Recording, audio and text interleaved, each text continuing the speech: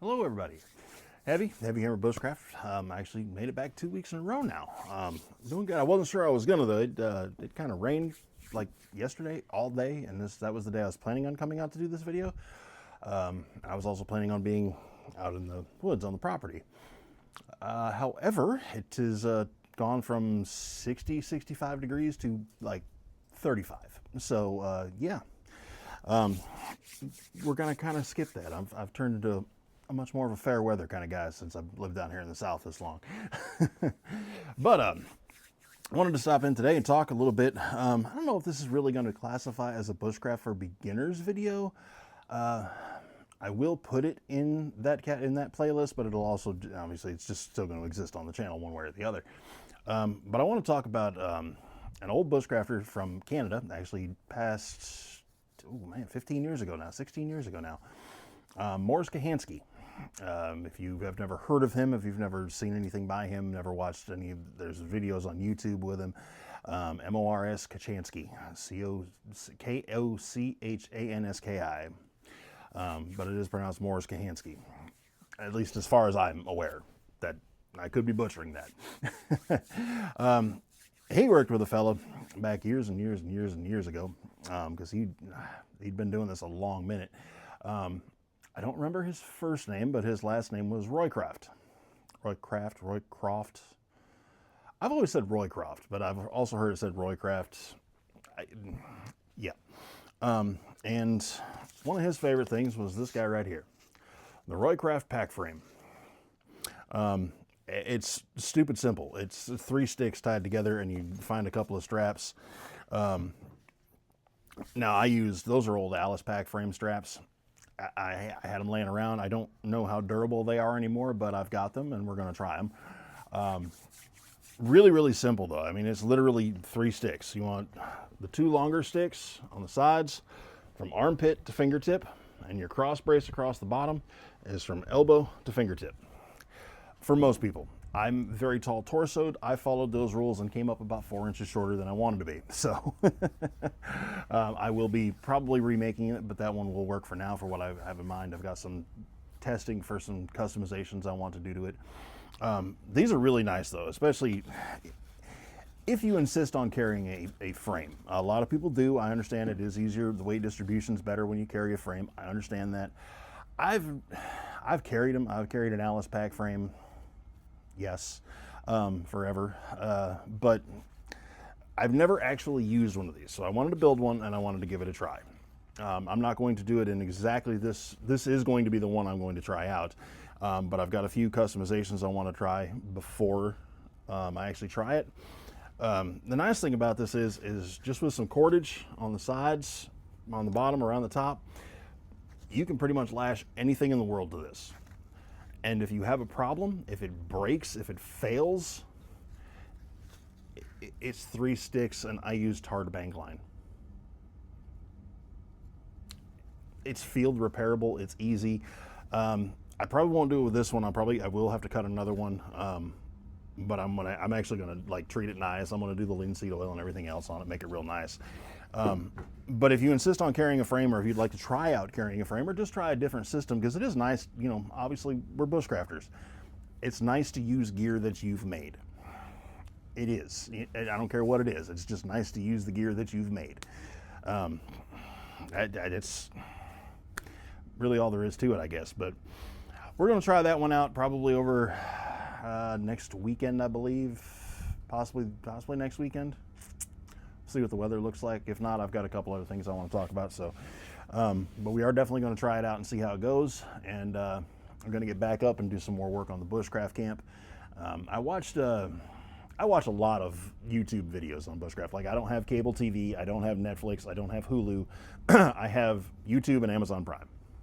I don't really watch Amazon Prime. That's more for my penchant for being poor with money and making bad financial decisions. But I watch a lot of bushcrafters on YouTube, and I've noticed, I was watching videos the other night, and of course I'm on the phone with my girlfriend the whole time. I'm kind of watching videos because I'm not really listening to what they're saying for the most part. If I see something that catches my attention that I've not seen before, I will stop and I will listen and I will pay very close attention. But for the most part, I just put them on in the background and let YouTube run. It's more ASMR content usually that I'm listening to or watching, so it's more just for background noise and ambience than anything else.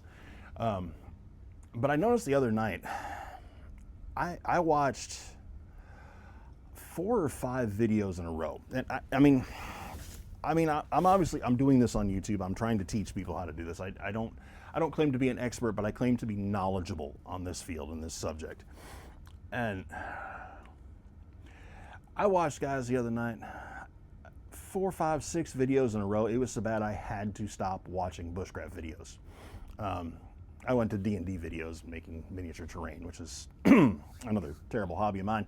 But it was 5 or 6 videos in a row. I just kept watching and just kept seeing things. People building shelters in obvious washes, like runs where, you know, when it rains, that's where the water goes.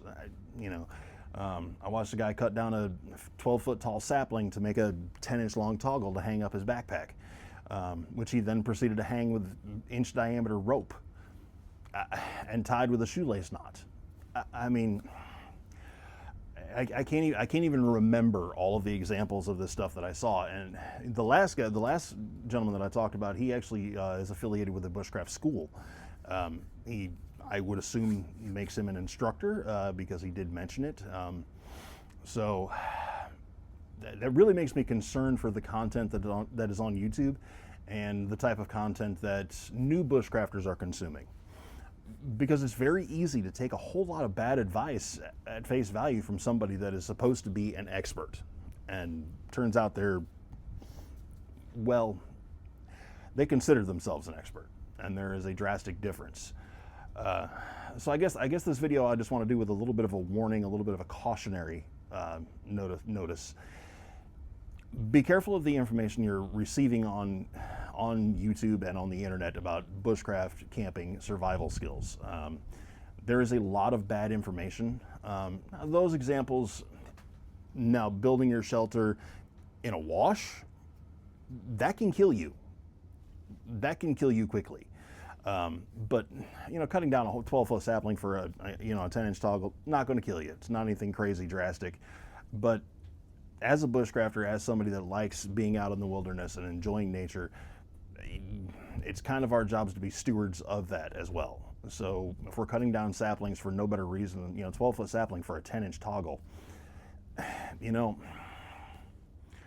that's our bad. We don't need to be doing that, because that's not being a good steward, and that's not taking care of it. That's just being a dick, quite frankly. So, yeah.